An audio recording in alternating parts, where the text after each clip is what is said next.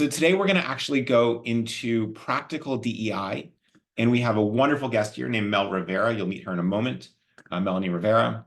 And I'm really excited about this because FreeWill personally used Mel as a trainer, and she was outstanding. And I've encountered a lot of great DEI trainers in my career, and a lot of them are very smart, and a lot of them really understand the space.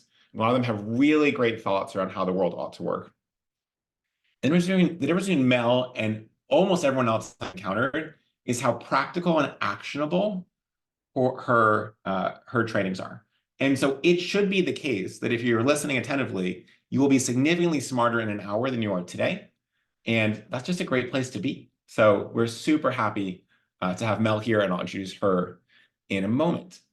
Couple quick housekeeping notes. First things first, this is approved for 1.0 CFRE credits.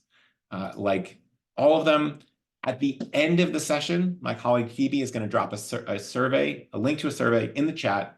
You fill it out. We don't send you a certificate or anything, but we will get your back if you get audited. You probably won't get audited, but you might. And so please do that. Here is the agenda. As usual, I will not read it out. You can read it, but the recording and the slides will be sent around later today. Couple quick things. If you are hard of sight, we will be describing most of the visuals on the screen, so don't worry about that. And if you are hard of hearing, or if you just think I talk too quickly, which is a problem sometimes, and I'm doing my best, you can enable closed captioning in Zoom, and the closed captioning in Zoom is getting pretty good. We will also send the recording around later, so if you need to watch it at 0.5 or 0.75 speed, you can do that as well. So hopefully that works for everybody here. I'm so glad to have you. So very quick introductions before I get to Mel. My name is Patrick. This is what I look like with a beard, which is not currently on me. Along with my wonderful co-founder, Jenny, I'm currently in New York, although usually I live in South Florida. Jenny is all the way, as far away as she can be, out in the great city of Seattle. And we are very lucky to work alongside a wonderful, thoughtful, lovely, diverse team of nearly 200 folks, closing in on $10 billion raised for charity, which we are very excited about. And we work with almost 1,500 nonprofit partners, including many of you. So I saw a bunch of you on the call. Big thank you, big shout out. So glad you are here. Combined, our team has more than 4 centuries of fundraising experience, coming up on 5 centuries with some new additions. So we are very proud of this. And we spend all of our time thinking about how is the world changing and what might nonprofits need to do differently or better to be successful in this changing world. And then in many cases, put it into teachings like this or software that we build or other tools. One last thing before we get started. We, as a big thank you to you all for joining, because we're so grateful that you're here, advancing your career, improving your organization, et cetera, et cetera. We are going to be giving this book, Inclusive Conversations, which is another really practical way to improve your management, your interpersonal skills. We'll give this away to 20 folks. Art Stein, a dear friend from the Red Cross, so Art said hi to everyone at the Red Cross for us, says it's a great book, which is all the recommendations you need. Mel says she loves it as well. If that's not good enough for you, I don't know what will be. But we'll give this away to 20 folks at the end. Just drop your name and your address so we can actually send it to you in the survey. And if you don't win it, that's okay. You can always go support your local bookstore, your local independent bookstore, and pick it up there. All right, so before we get to Mel, a little bit of feedback from you. Just wanted to sort of share where the group is at. How are you feeling? Generally pretty good. You can see we're sort of at the normal level of people feeling happiness, anxious, lonely, et cetera. A little bit of uptick in loneliness, actually, interesting, as we sort of head into the depths of winter in a big part of the northern United States. But then also in terms of how we're feeling about goals, you can see pretty steady this year, right? So we're still sort of in the generally hopeful phase of 2024. Hopefully you had a really good end of 2023. We are projecting a generally strong giving season in 2024 again, based on overall market performance and some other things. So we should be in a good spot, but hopefully a lot of the learning that we're doing together puts you in an even better spot to be able to hit your goals. So that's enough about you and enough about me. We're going to talk about Melanie Rivera. Melanie, feel free at any point to do exactly what you're doing right now, which is come off video. Hey, Mel. Mel, before we get into it, what is making you happiest today or this weekend? I actually have a great thing. I brought home an adopted son on Sunday. So we're in an adoption process 6 months. We just started the clock, right? But I have a 3-year-old in my house with my husband singing Baby Shark at the top of his lungs, I'm sure, right now. And so I have had an exceptional weekend and I am just so joyful right now.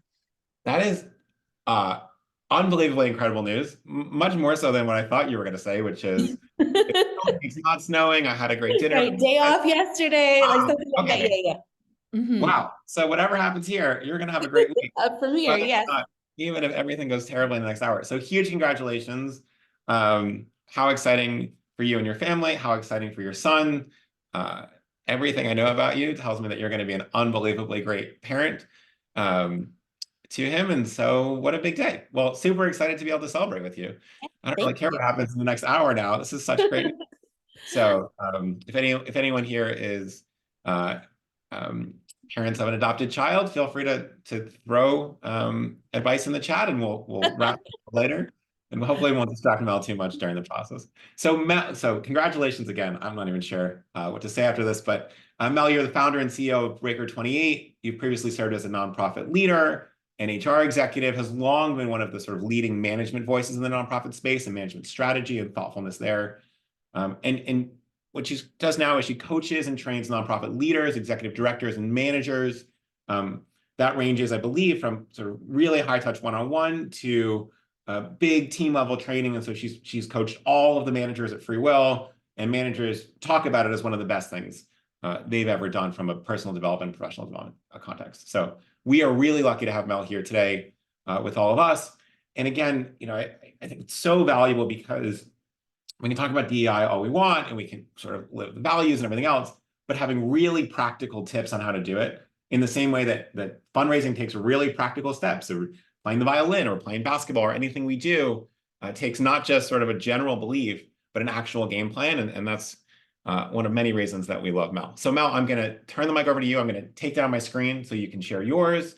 You should be enabled. Let me know if there's any trouble. And we'll hand the mic to you, and I'll see you back here and later in the hour.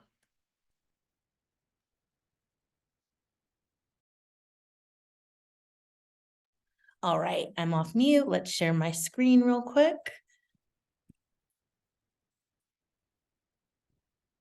Okay. All right, friends. Well, I'm glad to be spending some time with you to talk about valuing difference in the day-to-day work. As Patrick mentioned, I got to work with him, Jenny, and the team at FreeWill for a while. We did a bunch of trainings together over a couple years and have coached some of the managers there.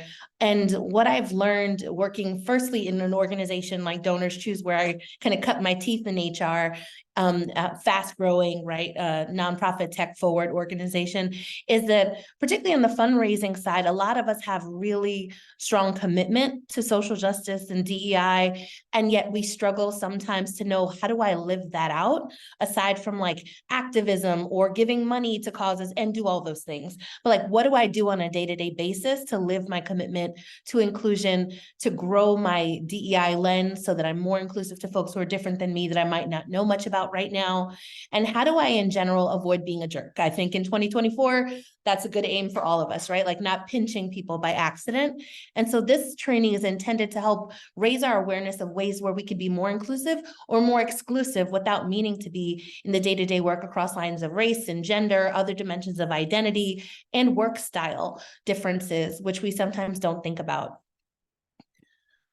So our focus areas for today, the first is I want you thinking about how you center your own preferences and how flexible or inflexible you might be. As someone who's done some fundraising work and has worked on development teams, sometimes we don't realize we're exerting our preferences because our preferences also align often with what funders want, or if you do corporate social responsibility, what your corporate partners may want. But they still are our preferences, right? And so keeping that in mind, that's going to be our first place we target. And then the part of the training I think you will find most useful is the second part, where we talk about common places where, without meaning to, we sometimes disrespect differences and what the impact of that is across lines of race and gender and other dimensions of difference. I'll just put a quick plug. I know they'll share it at the end too. I have 4 inclusion interviews that I did with experts at around neurodiversity and gender inclusion and MEMSA inclusion and I believe Asian inclusion that I'm going to be including. And those are just going to be a gift to you if you sign up at the end the way that you typically would for a webinar like this. Okay, so let's jump in. All right, the first thing I want to talk about broadly is collaborating across differences. The thing I want to mention most is we shouldn't ever be jerks to each other.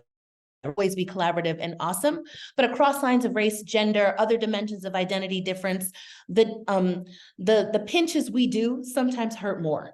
And so I just want to name that the more meaningful dimensions of differences you have with the colleagues on your team, and that could be work style, that could be neurodiversity, that could be across any number of dimensions, the more the mistakes we make can hit harder.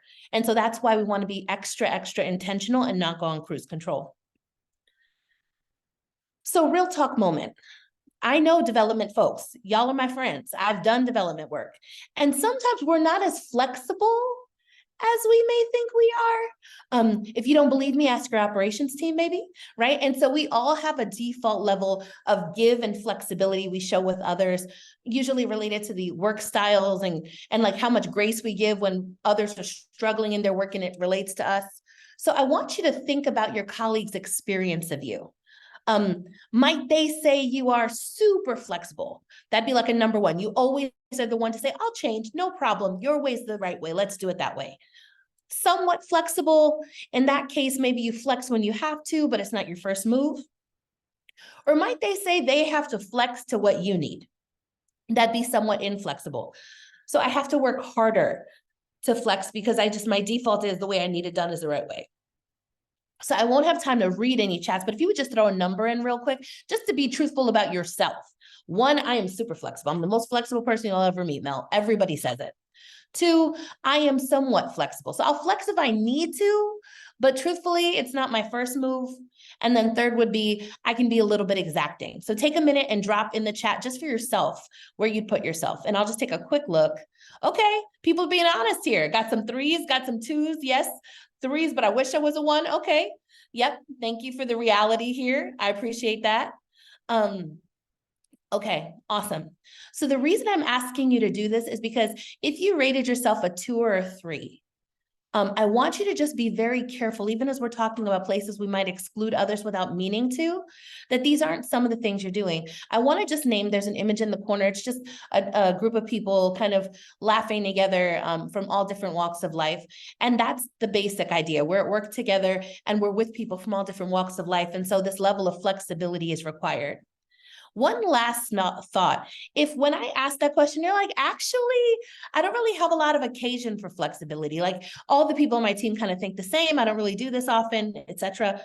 It could be that your needs, the things you would prefer, align with the dominant culture. That could be the culture toward other funders. It could be the funders of yours. It could be the culture of your team, that your preferences are the default, right? That they align with what the dominant culture says. And so you don't experience the need to flex often. That doesn't mean you aren't inflexible. That just might mean you don't have occasion to do that. So just want to name that. Okay, so core idea. Again, same image, a group of people from all walks of life, kind of hugging and laughing together. We aren't the same. I know that may seem obvious, but if we're being real, your organization likely has a bunch of teams and individual team members that all have different norms, ways of working. You know, some respond to email right away. Some may take a week and a half. Some it's the circular trash can file, right? Some people live by the bulleted list. Some people, you know, can't make an agenda without much pain to themselves.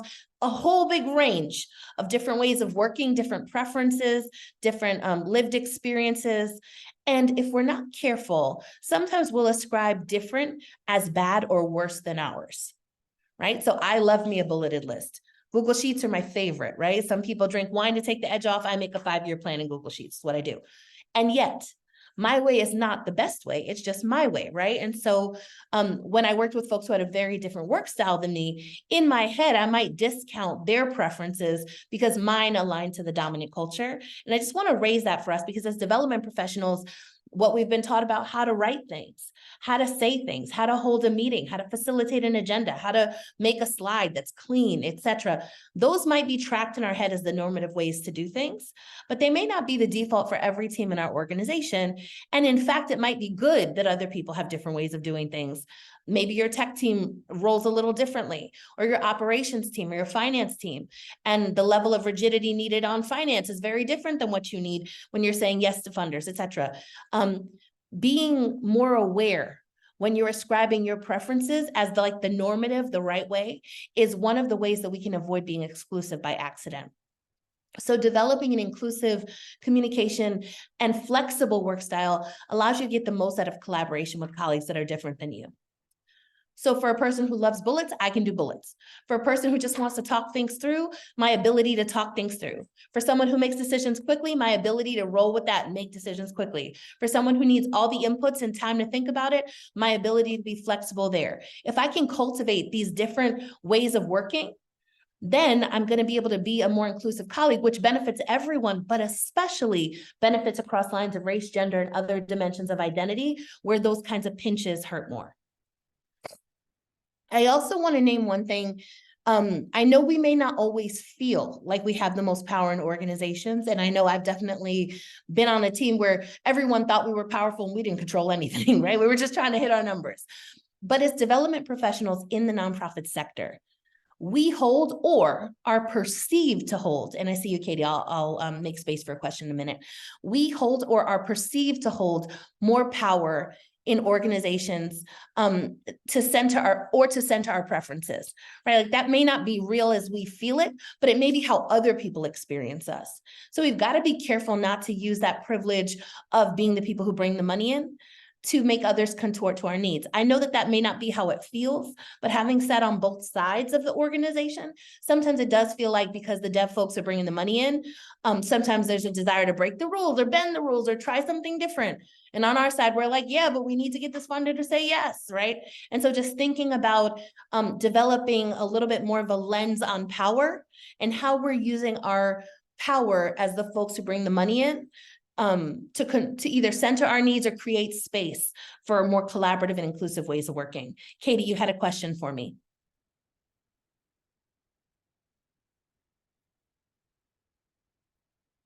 Are you able to ask that question, or would you like to throw it in the Q&A box maybe?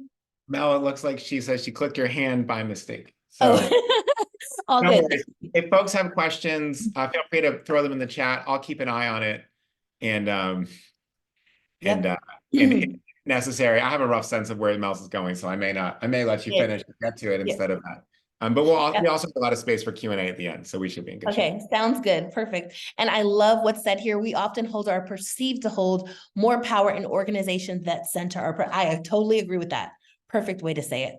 All right. So second idea I want you to start thinking about is when I choose not to center my own preferences and to center yours, I am making an interpersonal deposit into our social contract with each other, our bank account together. So that when I need you to be flexible for me, I have something to draw from. But if I am being a little bit demanding and exacting in what I need and what I want, then I may be making a withdrawal from that account. And just like real bank accounts, if we go below zero, we're in trouble, right? And even if we've got a few dollars in, we don't have enough sometimes to pull for a very big request. And so the ability to flex and meet your colleagues where they are counts as consideration credit in your relationship bank. This gives you room to make withdrawals from this bank when you need them to flex. I want to give you a couple of examples. And you may say, Mel, this doesn't seem like DEI. This doesn't. Yes, it does. Because you may not understand how your lack of consideration may hit differently across someone who has a different racial background than you and may be read as something different than a lack of consideration, right? And so the more different we are, the worse story we can tell in our head about what's going on. And so by being thoughtful in advance, you're building rapport with everyone, but you're especially protecting those relationships where trust is easier to break and harder to rebuild. So let me give you an example, processing difference. So you may hear that several team members aren't good at responding on the spot. And so you begin sending key questions and feedback in advance before briefing them on a new grant opportunity that you've received. And that may be true if someone has less power in the organization. So maybe they're more junior than you and they would feel weird getting it wrong. And so you send them things in advance so that they could process. Another example might be, I often see this in the case of operations, where folks have many things they're thinking about, the downstream impacts of a particular opportunity, and so need to be able to process all the detail and kind of take some time with it, then give you an answer. And sometimes that can also be true around neurodivergence. So if somebody needs more processing time in order to get through a new idea, that may be a way to show inclusion across lines of neurodiversity as well. I see a question in Q&A, we'll get to it at the end. You learned that a fellow colleague needs time to talk through ideas and ask lots of questions before committing. And so you build an additional week into your process. So funder wants to go live in a week. You're like, hey, the least we can do is 2 weeks because we need to process this on our side. And that gives your team an extra week to do what they need to do because you know that they need time to talk through ideas and ask lots of questions before they say yes.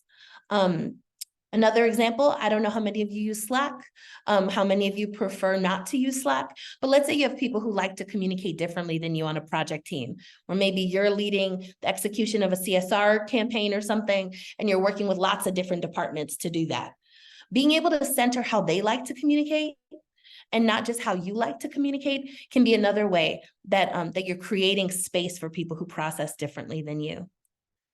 And the last one I'll share, and this is a little harder in an external meeting context where you don't control the norms and what people think of things. But I know in our organizations these days, there's like a bias toward camera on all the time.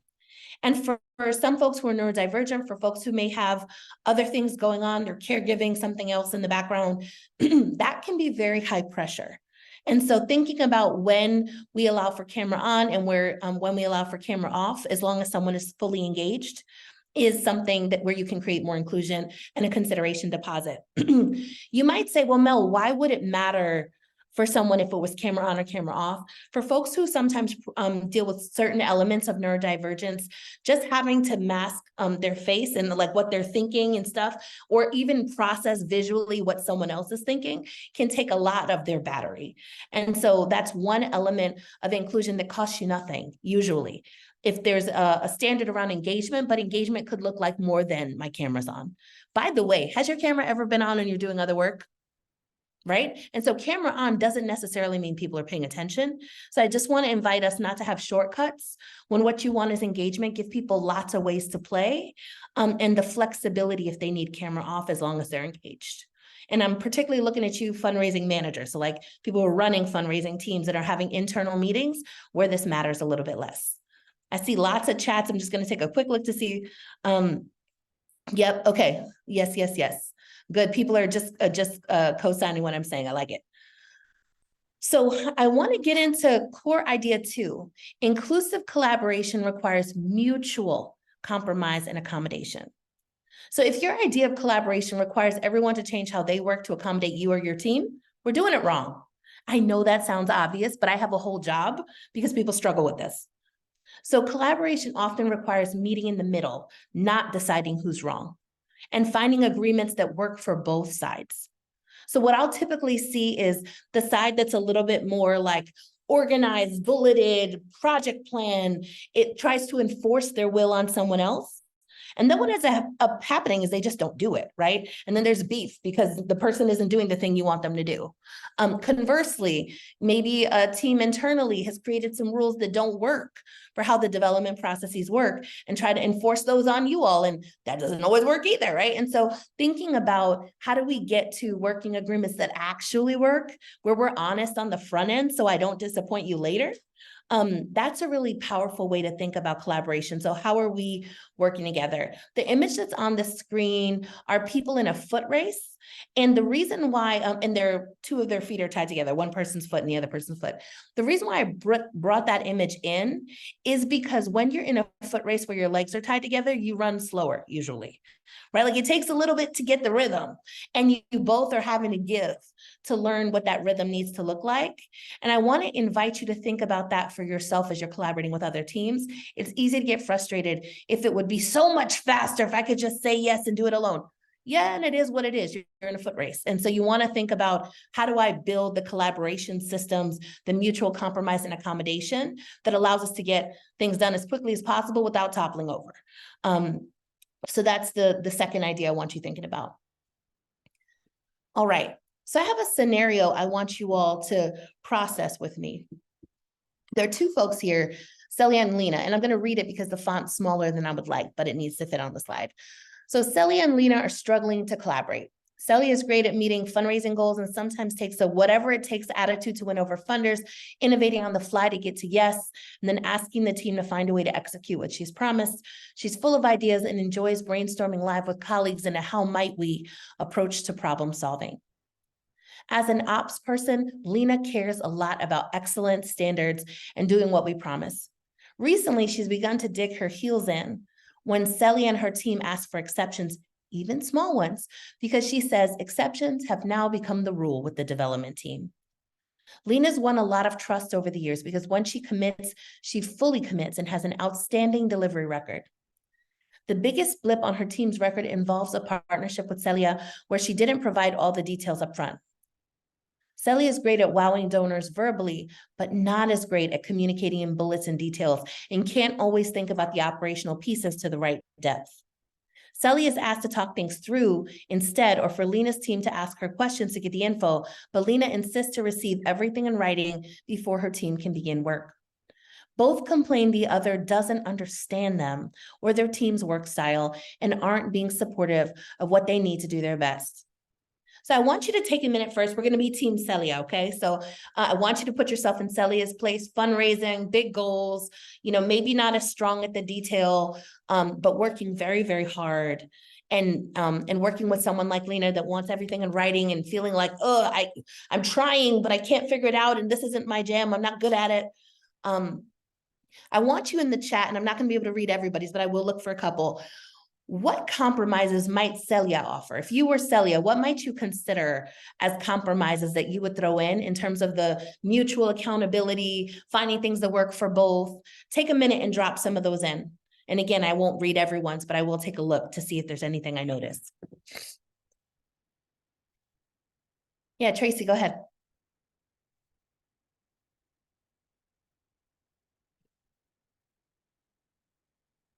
We have some disclosures. I'm Alina. I see you. Yep, we've got meetings, recording. Yep, ask for time. Yes.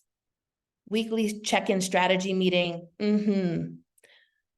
Keeping good notes on a donor meeting. I see some Lenas in the group. I see some Celias as well. Okay. Now I want you to flip it. What about if you are Lena? For those of you that are Lena, this is going to feel easier. What are some compromises that Lena could offer without necessarily putting her team at risk? How might Lena be somewhat more flexible? Think mutual compromise. Not asking anybody to turn into a pretzel, right? But what could we offer? Throw a couple of those in the chat and we'll move on. People getting things off their chest. Okay, I think I hit it. I think I'm in the zone. Okay. Yep. All right, these are some great ideas. Patrick and team, it might be good for us to get those and maybe put them on a one-pager. I mean, this is a constant thing that happens in development shops, as you all well know. But these are some really good approaches. Okay. So I'm going to move us forward. But the reason I gave this scenario is because I want you to think about in your day-to-day work, who are you bumping heads with sometimes? And how might your differences in work styles, which are actually foils of each other, could be very helpful together. How might they cause natural kind of conflict? And how do we offer mutual compromise and collaboration as a strategy to overcome that? I also want to say the obvious thing that if Celia and Lena have different racial backgrounds, different ages, like they're from different generations, maybe kind of college-related, education-related backgrounds, all of those things might exacerbate this tension, right? And tell stories. Oh, Lena's just rigid. A lot of women of color get that at work unfairly, right? When they're trying to take a stand for what they need to do their jobs well. Or some pieces around Celia just not understanding what we, whatever. Like there's all these ways that things could be exacerbated across lines of race and gender, age differences, all sorts of things, neurodiversity, et cetera. So we want to be thinking about that. All right, so I want to get into the second part, which I think, oh, Deborah, did you have a question? Okay, that might be an accidental hand raise. All right, if you all do, just throw them in the Q&A and we'll make sure to hit those at the end. So where we most exclude others. I'm going to give you just 6 areas because we don't have all day, but these are areas that you yourself can do something about right now, which is why I'm bringing them up. So the first place that I've seen in the nonprofit sector where we sometimes accidentally exclude others is in linguistic differences. I worked with a client where there was a manager who managed someone. She was a woman of color. He was a cis white gay man, and they had some really good relationship and rapport, except for this one area. So she had a more informal tone in an internal newsletter that was sent out, and English was not her first language.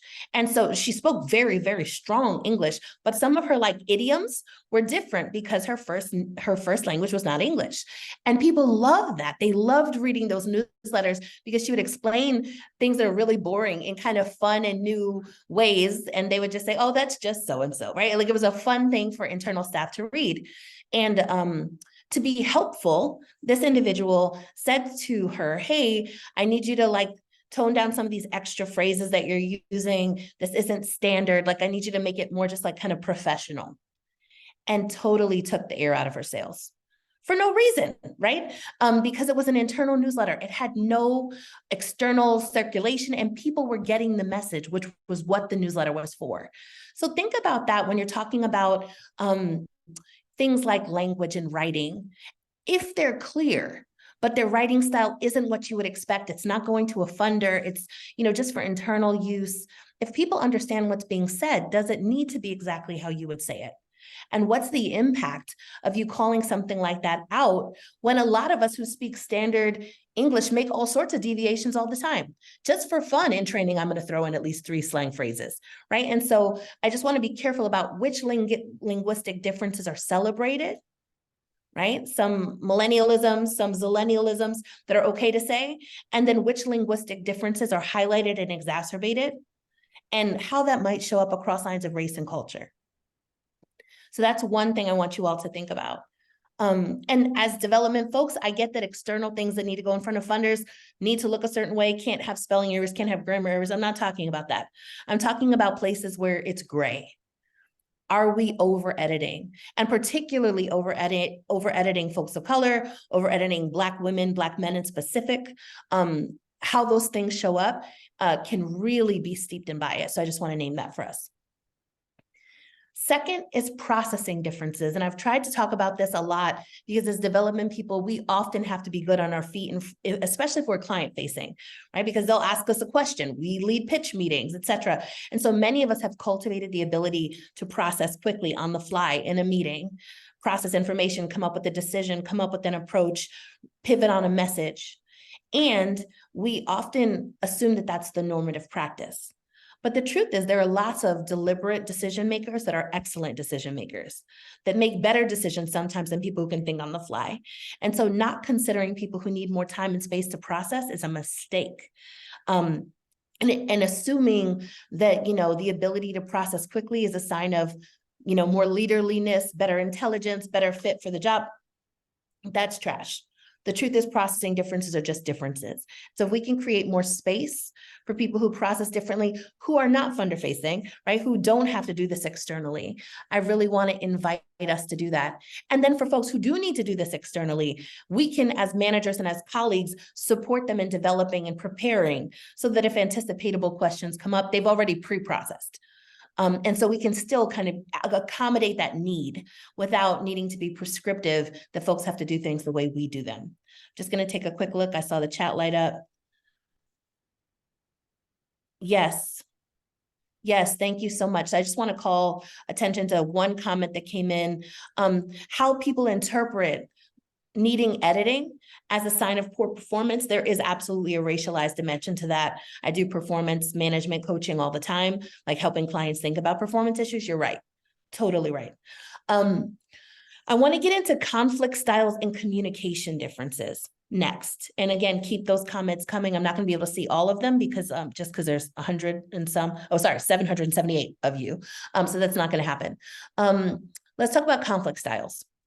So at work in the US context, and more like white normative business context, it is expected that we handle conflict with a sort of discussive style. So by that, I mean very emotionally neutral, very direct, matter of fact.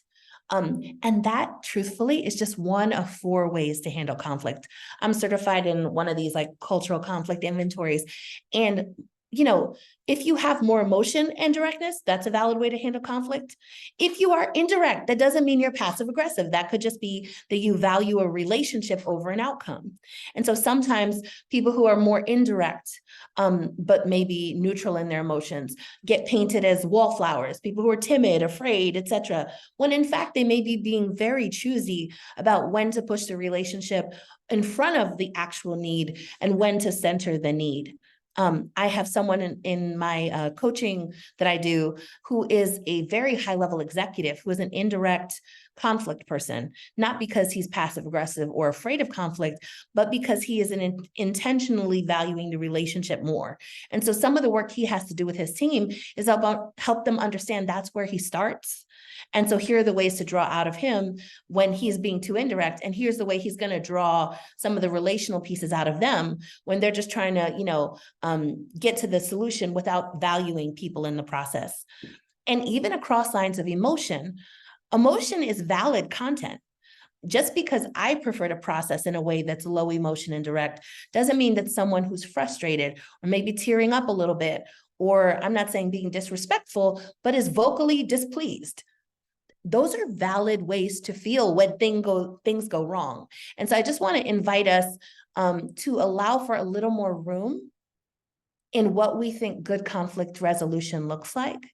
That doesn't mean people get to throw phones and curse each other out. That's not what I'm saying. What I am saying is sometimes we ascribe, particularly to those, I'm thinking women of color, I'm thinking of queer folks sometimes, I'm thinking of people who have different dimensions of neurodivergence, a very narrow tightrope of how we can handle conflict acceptably. And to me, that is unacceptable. And so I just want to invite us to broaden the ways people can show up without us typing them as emotional, hot-headed, curmudgeonly, etc. And I'll take any of the questions. Throw them in the chat. We'll get to them at the end. The next dimension is cultural and lived experience differences. And so this is really tough, but some of the actions that may in one context mean one thing can show up really differently in another context. So one of the women that I've interviewed, Sumaya, who you will be able to see if you subscribe at the end or like put your email in, she is an expert at Arab and Muslim inclusion. And we were talking, I did an interview with her. She said, Mel, let me tell you about these standards that we have that are part of good business that are quite exclusive to me, like exclusionary. So here's one. Shake my hand and look me in the eye. How many of us, if we're being honest, have been taught to do that or at least heard someone else say that? Well, here's the problem. If she's living out her faith, she isn't able to shake a man's hand and look him in the eye the way that she practices her faith. Right? That would be totally inappropriate. And she said, Mel, here's the pro tip. That doesn't just impact me. I have people that I work with across the spectrum, she said, who also intensely looking in someone's eye and touching them is not their jam. It's not their idea of a good afternoon.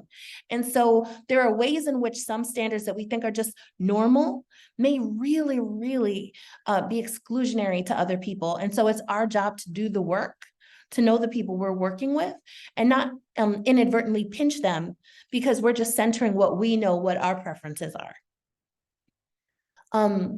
All right, let's talk about disabilities. So I'm going to talk about a disability people don't talk about a lot. I have someone in my life who is a, in my extended family, who is a recovering alcoholic. And so I'm thinking about this particularly with her in mind. But how many of us at our holiday parties have lots of alcohol? No shade. I'm not judging you. Planet Fitness, no judgment, right? Without thinking of how that might actually be exclusionary to any number of people, to people who themselves are recovering from alcoholism or have someone in their family who is, which many people do. Or two, have a religious belief that doesn't allow them to be around environments where alcohol is present, or any other number of reasons can't participate in those sorts of environments, or may have caregiving kinds of responsibilities and don't have the ability to come home having had a couple drinks, so that's one example of a disability that people don't think about. Another might be folks who come to work with less physical ability. Maybe they have like a chronic debilitating disease, or they have something else going on, and we're doing field day and not thinking about it. So being careful that we're not excluding people by accident, by not being thoughtful about how others may experience the same activities or events, is something that you can absolutely think about in terms of your team. If you're on any sort of organizational committees, or even just being the advocate and raising, hey, have we thought about this idea over this idea, because it might be more inclusive. The last thing I'll get into is work style differences. And so I know an organization who loves PowerPoint. It's their jam. It's the thing they live in, right? And they had a trainer join their team and say, hey, I'd prefer to train using this. Would you let me try? And see, they were launching a new cohort in general. And so they were willing to test it. And the response was through the roof. This was pre-COVID, so it wasn't, virtual situation, but like flip charts and like straight up old school training got better outcomes for this particular training that they were doing than their old school stuff. And so allowing for a different way of working brought in lots of revenue for them, but also retained a team member who probably wouldn't have stuck around as long as you did if there was an opportunity to be innovative and try new things and find ways to work with their work style.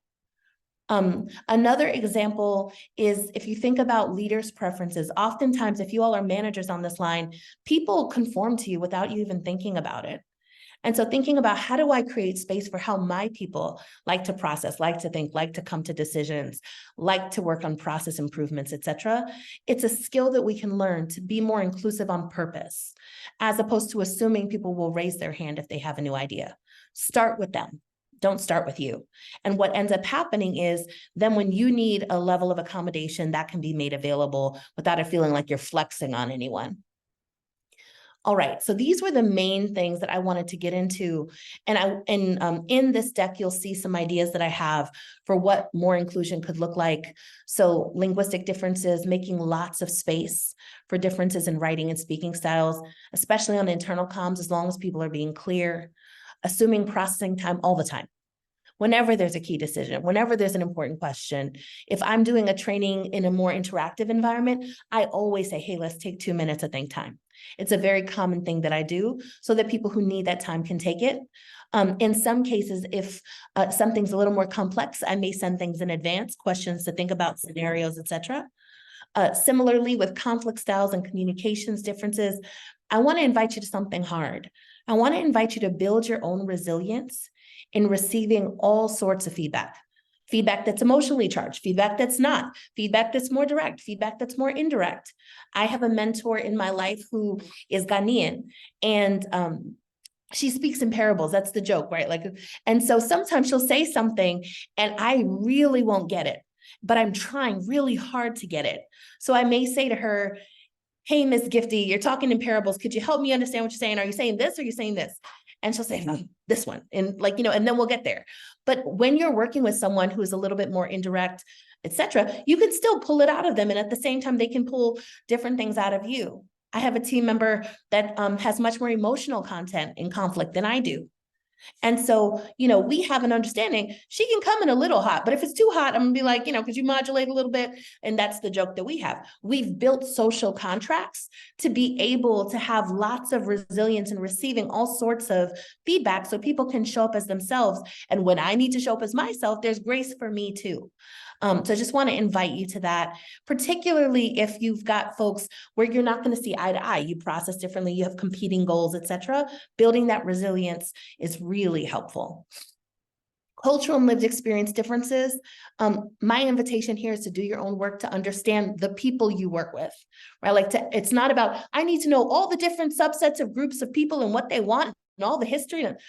Don't start there. Start with the people you have, the folks you work with. Get to know them as individuals. And if there are aspects of their identities that you have questions about, don't start with them because people don't want to teach you. I promise you they don't want to teach you. Some do, but most folks would rather you do at least some intro work on your own. And then, if it comes up in the context of work, hey, would you prefer I use this language or this language? For example, if you have someone that you work with who has a disability, you might say, do you, if I were referring to this disability, would you prefer people with disabilities or would you prefer kind of identity first language of being able to say, disabled person? That's a totally fine question, but would be helpful for you to have done a little work to even know that we don't say, differently abled, for example. So those are some of the things. And then lastly, think about how to afford flexibility and meet the preferences of others on your team in ways that will advance the work, even if those ways require you to build new skills. All right. I've shared a lot with you, and we're going to get into questions, but I have a challenge for you, and you're going to get these slides, so you can look at these questions later, but this is my personal challenge to you. I want you to think about in which of the areas below in the 6 box could you become more inclusive and flexible? How could you advise your team or support your team if you lead a team to be more inclusive and flexible? And even, where could your organization stand to be more inclusive and flexible? And how might you share these ideas with the people on your team or in the broader organization? So that's my challenge to you. Now we've got time for questions. What questions do you have for me? Oops, let's change the video here. Hold on one second. Okay, so we'll go here. We're going to quickly shift over to, we're going to do some very quick resources, then we'll spend the rest of the time on questions if that works for you. Yep, sounds good. I'll stop sharing. Moving this. Thanks so much. Moving cameras as we do. There we go. All right, sharing screen. And a couple quick announcements, particularly around those of you that are really interested in learning more here. So my colleague Phoebe, I believe right now, is going to be dropping in a note in the chat with a thank you, Phoebe. And so it should be the last thing down in the chat for survey, just to sort of understand how did this go? What would you like to hear more from next time? What would you like to hear more from Mel about? This is also the way that you'll get the chance of winning this book and the resources that I'm going to show you in a second. So please take 30 seconds to do that. Couple resources. One by FreeWill is a new ebook we have, particularly around diversity in planned giving outreach, which for many of you is the specialty you have. Done a lot of thinking here. We pulled a lot of the best practices from across the sector there. So we'd love to share this with you in hopes that some of your outreach, which planned giving has historically not been excellent at this, can take some different shapes and actually also improve your outcomes here. So very, very excited about this. And then Mel is going to share, among other things, 4 interviews on discrete dimensions of inclusion, and those will be really great assets. We will also, if you fill this out, share the slides and the recording with you so that you have access to all of this. A lot of you asked, and I'm going to ask Mel this in a moment, about, okay, this is great, but I might not be in charge of all this. How do I influence others? And sharing this and some of this research might be a really good avenue to make it easy on you so you don't have to be the full expert there. And they can take it from Mel's mouth directly instead of that. And then a totally different side of things, in 48 hours, in 47 hours actually exactly, we're going to be holding a showcase for the Smart Giving Suite. Coming out of the Russell James session last week, a ton of you said, I really wanted to see this, but I didn't get a chance to make it. And we're going to dive in on tax smart fundraising and how to do that a little bit better, and particularly some tools around that. So If you'd like to join that, you can also, by the way, make a quick note in the survey and we'll send you a calendar invite so you have it. So that's that. You can find Mel on LinkedIn. You can find me on LinkedIn. Please fill out that survey. And with that, we're going to have some questions. So Mel, if you want to come back on video, thank you for letting me get through that housekeeping. We're going to spend the next 8 minutes or so questions, then we'll end on time so everyone can do their next meeting. And generally, just feel free to enter those in the chat or in the little Q&A section. Raising your hand is a little less helpful in this context because the way that webinars work, we have no option to put you on video to ask things. So feel free to do that.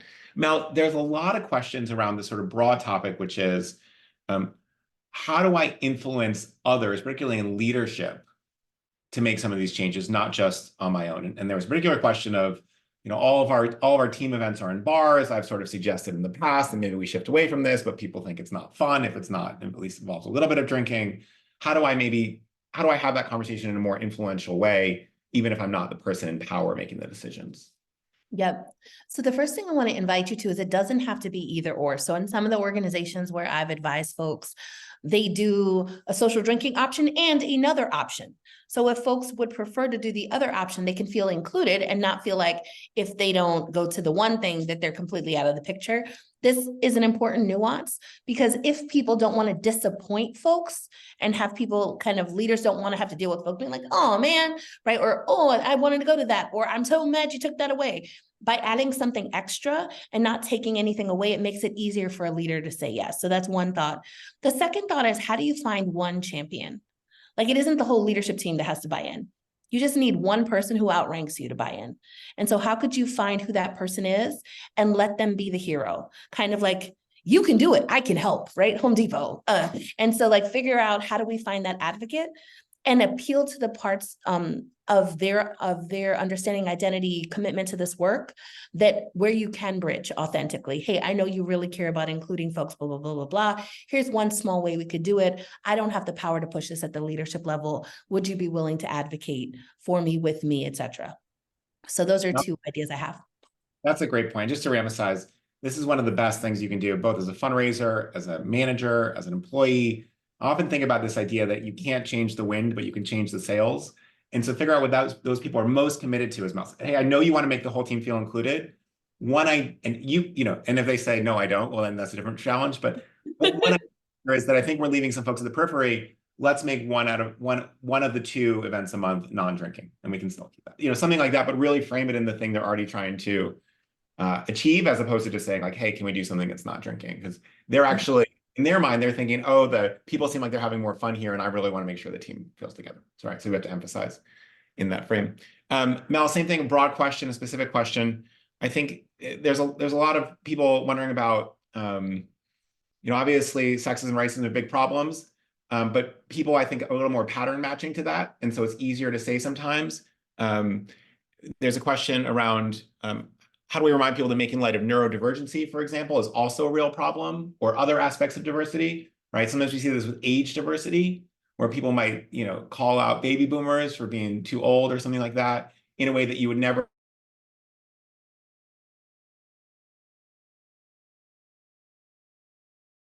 Sort of neurodivergency in particular, but also these broader types of diversity. Yeah, I think intersectionality is really a powerful tool. So as many Black, queer, neurodivergent folks will tell you, they don't stop being Black when they become neurodivergent, right? And so I think that for folks that really are race forward, and thank goodness, we can also mention, by being inclusive across these other dimensions, we don't just help one group of people, we help all those people that hold that identity across other identities too, right? Race, gender, age, all the religious identity, all these different dimensions of difference. And so I've found that when I bring that point up about intersectionality, it's like, oh, right, yeah, of course. I do think one thing that we need to be careful of, though, is if we frame the conversation as, I get that race is important, but what about? Sometimes the way people hear that is, you don't think race is important, as opposed to race is important and central. And in the US, it is, period. And also, we can be even more inclusive by adding to our work on becoming more race forward and inclusive in these other areas too, which impact people of all identities, including Latinos that hold this identity and other folks who hold this identity. I find that conversation is a much more generative one. This is a really great point. Thank you. Um, there's another question which I think is particularly thoughtful in 2022, 23, 24, is how do we consider remote versus in-person work style difference? This person says, I'm on a grants team who works a great deal remotely, but I do not because I do not prefer it. Most of the other team works in person. I feel much more connected in person. Sometimes it's very difficult to work with a team that's 2/3 remote. And sometimes I feel disconnected, but I also don't want to be judgmental if this really fits people's lives or needs better. We think about something like that, which is a very real challenge for a lot of organizations in the modern era. Yeah, one of the things that is important is mutual compromise and accommodation that necessarily has to do with how many people need what, right? So totally fair to be like, hey, team leader, is there a way that once a month we could figure something out for a couple hours? Is there a way we could find ways once a quarter? I learned so much more. I'm better able to process in this context. What's not helpful is, hey, y'all, come on in. I can't handle it, right? Like that's the other way. The other thing I'd be inviting you to is, what is it about being in person that is meaningful for you? Some people like the ability to just go over to somebody's desk. Those folks may hate it that you go over to their desk, actually. And so if there are other ways to get that need met, for example, I have someone who works for me that will sometimes be in a coffee shop or be somewhere else because they just need the ambient noise. Like that's what they actually need about in person. Or others who just are a little awkward over Zoom and need permission to be awkward. So like knowing what it is about in person that moves you could be helpful to finding a fix. And then secondarily, asking for an accommodation that isn't too exacting on others could get some of your need met while still meeting their needs too. Yeah. Mel, we're almost out of time. Very quickly, if somebody wants to work more closely with you, specifically for their organization, what's the path? Yeah. Reach out to you. So I'm putting my email in the chat. You can reach right out to me and hop on the phone and we'll talk about what I do. Primarily, we do training and coaching. And so think about executive, people manager, or individual contributor training virtually or in person, or coaching with individual leaders that need help. Yeah. And just to put in a plug for Mel here, I think like any organization, when our managers were all the way from can't wait, let's have DEI trainings every Tuesday for 2 years to I don't really know if I want to be part of this or whether I'm going to feel welcome as part of this. And everyone came away loving it, right? And they're, I'm sure your organization has a ton of different perspectives on this work. And my sense is that every single person there will find it valuable, which is a real gift. And so, as you probably have found it valuable today. So big plug for Mel. Feel free to reach out to her there. I will end with 2 things. First thing is that it's actually going to be a little while before our next session, all the way February 13th. Partly that's because I will be on vacation for 2 weeks for the first time in a very, very long time. So I'm excited to go with a good friend to go hike in Patagonia. So if anyone's ever been to Patagonia, shoot me a note with any tips you have. And then secondly, we will be, also on that note, we will be doing a really deep dive on the newest evolutions in AI and fundraising, and I cannot wait to talk to you about this. So there's so much going on there. And then just to close again, Mel, congratulations on starting the adoption process, which is unbelievably exciting. We're so happy for you, for your family, for your son. What a great day in the world. So big thank you to all of you for joining, for pushing yourselves, for improving your organizations, for improving your career. Cannot wait to see you hopefully on Thursday, but if not, all the way in February 13th, where we will dive into how wild the world has shifted in the last 14 months on artificial intelligence and how to really practically, sort of similar theme, right? This is a big, scary topic. How do we take some actual steps to make our lives a lot better and our work a lot better? So big shout out to everybody here. Have a wonderful week. Enjoy the snow if you're there. If you're hanging out in Florida, not shoveling, just, make it extra special this week. And we will talk to you very soon.